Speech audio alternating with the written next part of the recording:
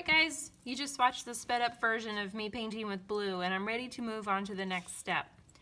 My brush is still really dirty. It's really important with this step that I wash it carefully in the cup.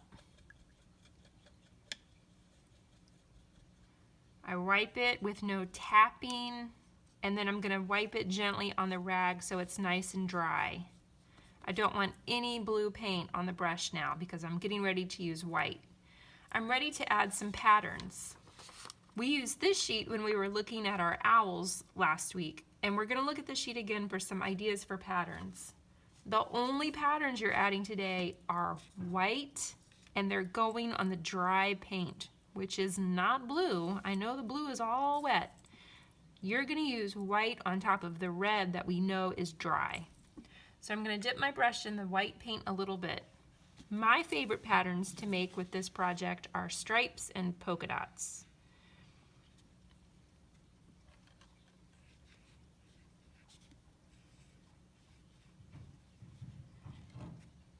In order to add nice bright white polka dots, my brush needs to be loaded with white paint, and I'm not pushing hard on top of the red.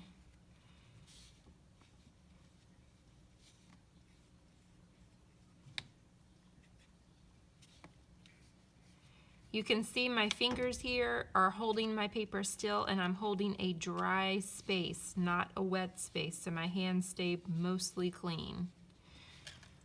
I'm going to add one more little dot here, and then I'm going to add some patterns to this shape up here. Now this shape is kind of far away from me, so I'm going to turn my artwork around so I can reach it a little bit better.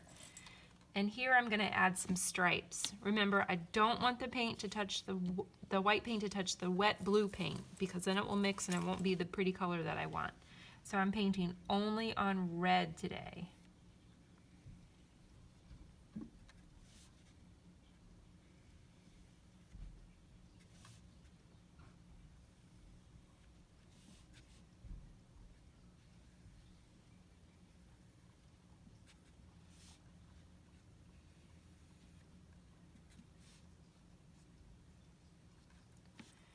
The only shapes I'm painting today are red.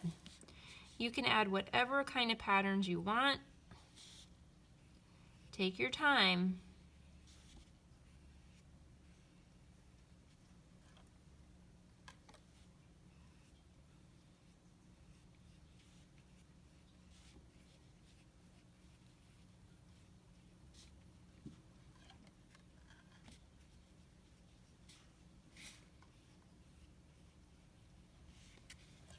I'm going to pause the video here. You're going to keep adding patterns to each of your dry sections with white paint only today. Got it?